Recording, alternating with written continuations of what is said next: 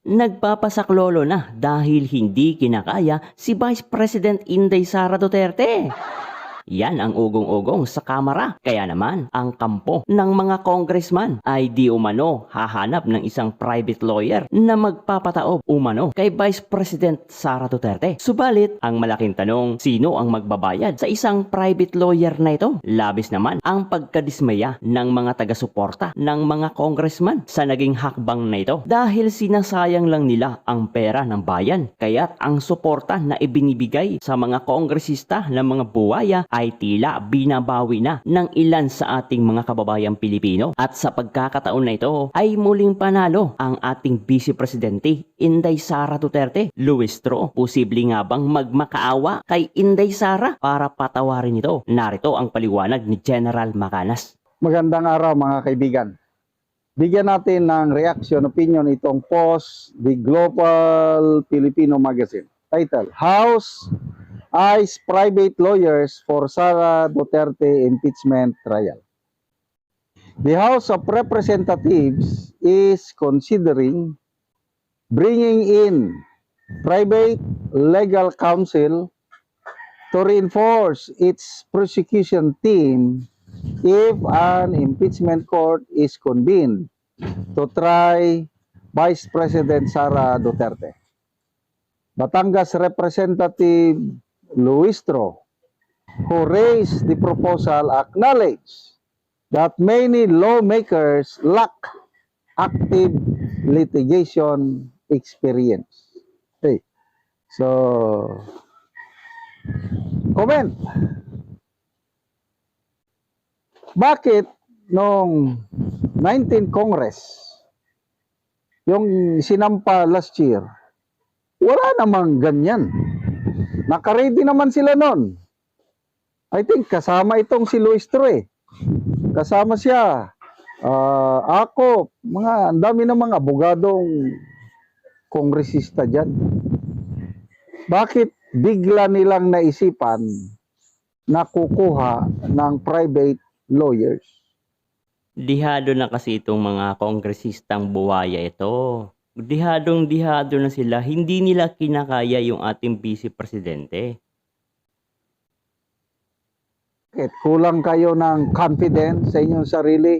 Mga abogado naman kayo. Tama. Ang objection ko dyan is dagdag pasanin o dagdag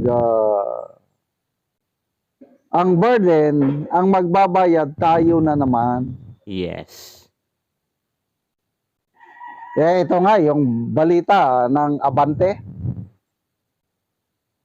1.3 billion pesos ang Wow naman mga kababayan, 1.3 billion pesos. Saan na naman kaya ito kukunin? nilaan na appearance fee ng mga kongresista dyan sa proceedings. Yung gusto nilang tanggalin, yung may confidential, milyones lang yung involved. Pero ito, 1.3 billion mga kababayan, ibabayad sa kanila. Ay grabe. Grabe oh. Ginigisa tayo sarili nating mantika. That's true. I don't know how true balita lang yan ng Abante. Kaya lang, nakakainis nakakadismaya. Ang dami-daming problema sa ating bayan, tapos ito ang inaatupag, impeachment. So hindi kasi nila kinakaya yung ating Vice Presidente, kaya't kailangan ho nilang maglabas ng malaking pera nang sa ganun ay manalo ho sila. Pero hindi pa rin sila mananalo kay VP Sara Duterte. So ako, tutol ako nito. Kung ang magbabayad sa private lawyers ay personal na pera ni Luis Tro o kaya personal na pera ng mga complainants, pwede. Yan. Kailan kung kukunin na naman sa budget ng House of Representatives na lang. Ay panigurado yan. Kukunin yan sa kabanang bayan. Yan ba naman sila? Mga buwaya yan eh. Ayaw nilang mabawasan ang pera nila. Sayang-sayang lang ang pera. Tama. Oh, yung balita nga ni payag ni Senator Lacson, budget nila sa Senado sa impeachment trial, 26 million. Wow! Grabe. Ang pera sa kanila para lang tubod kung sa Bisaya pa. Parang spring of water lang na unlimited ang pera. Bukod dun sa 26 million, mga kababayan, baka another milyones ang ibabayad dito sa mga magsisilbing judge para makuha nila ang boto na papabor na i-convict si BP Sara. So, kulang pa yun. Katiting pa lang yung sinasabing minimension na 26 million. Ganyan sila gumastos. So bakit nila naisipan ito? Aminado sila na wala silang kakayahan na harapin yung mga matitinik na abogado ni BP Sara. Kasi tignan nyo yung line-up defense team ni BP Sara. Nako, matindi. Fortune, Narbasa, law firms, mga legal luminaries sa trial ito. Kasi iba yung abogado ka lang na wala ka namang experience sa trial or litigation. I tell you, yung noong 2024 and last year, more than 1 year na trial ng kaibigan ko, nagkataon na napakagaling yung abogado niya. Galing sa isang kilalang law firm. Ay nako, napakadaling na-dismiss yung kaso. Ang dahilan nun is magaling ang abogado. Yan ang dahilan kung bakit kumuha sila ng additional private lawyer dahil hindi nila kinakaya si BP Sara Duterte. Nung isinalang na yung mga testigo, yung complainant mismo, nagkadipo-dipo, nagka-watak-watak ang ilang mga testimony dahil sa magaling na questioning, cross-examination ng veteranong abogado ng kaibigan ko. So yan ang mangyayari kapag tinanong na ng magagaling na abogado itong mga witness di umano, lalong-lalo na itong si Madriaga, mga kababayan, dito na magkakabuhol-buhol ang mga script na ibinigay sa kanila. Kaya ganyan din ang nakikita ko sa impeachment trial. Kaya gustong-gusto kong matuloy ang trial na ito dahil yan ang inabangan ko, yung cross-examination. Kasi talagang mapapahiya sila. Ayan, Madriaga, sino pang iharap nila na Madriaga, si Trillanes, Matibag, sino pa? Pwede, Boying Rimulyan ako.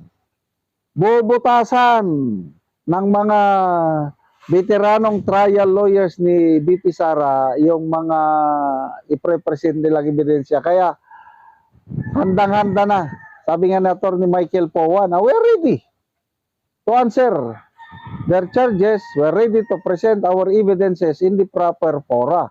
Where? Trial. At dyan ang mga ngamote yan, mga prosecutor na yan, mga kababayan. Diyan na lalabas yung kanilang fishing expedition na wala naman talaga doon sa complaint na inihain laban sa ating Vice Presidente. So ngayon, bigla silang nakaisip na mag-hire ng mga private lawyers ko, Nerisi Gaba. So, kailan kaya ito mangyari? I hope huwag mo nang magdesisyon ang Korte Suprema. Dito ako kinakabahan. Baka mamaya mabilis ang aksyon ng Korte Suprema. Magdesisyon na i-declare na unconstitutional na naman ang proceeding sa Committee on Justice ng Kamara. Wala na.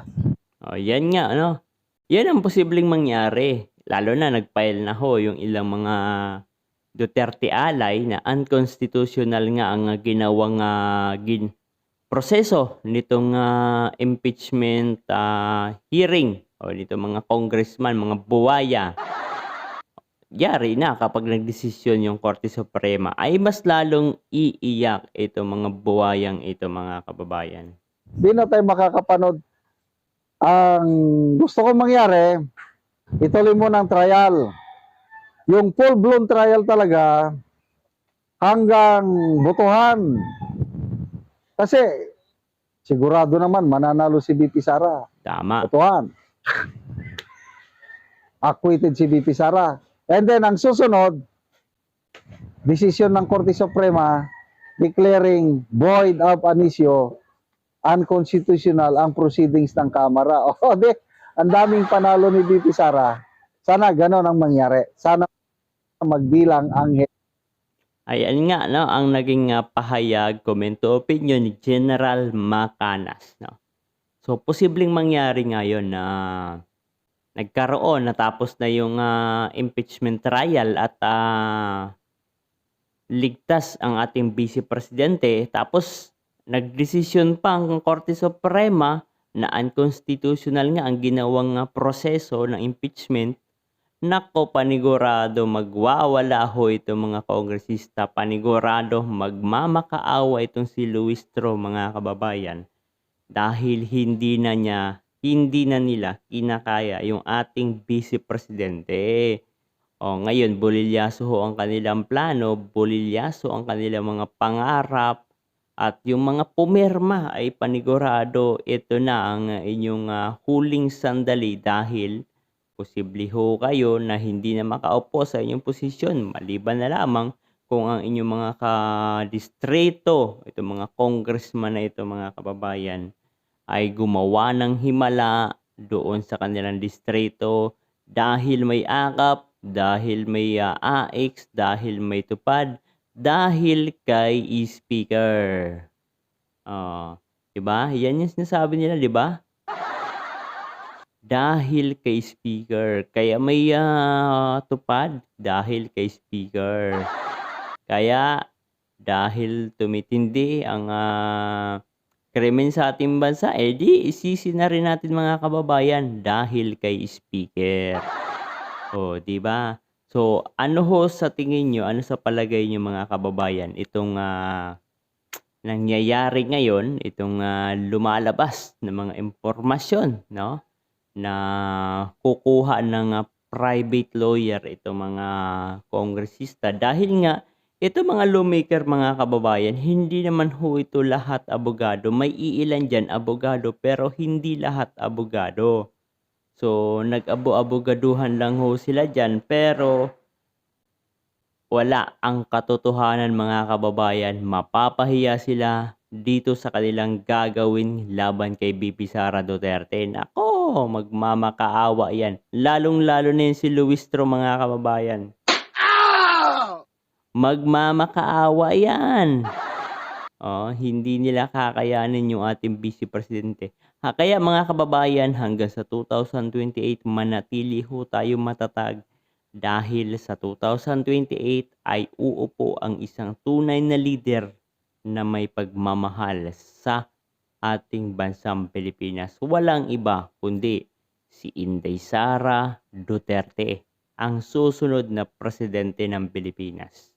So kahit anumang gawin nila na pambababoy, anuman ang gawin nila na paninira, sa ating Vice Presidente ay mananatiling malakas, matatag, at talagang muling makikilala ang ating bansang Pilipinas kapag ang isang Inday Sara ang uupo sa Malacanang.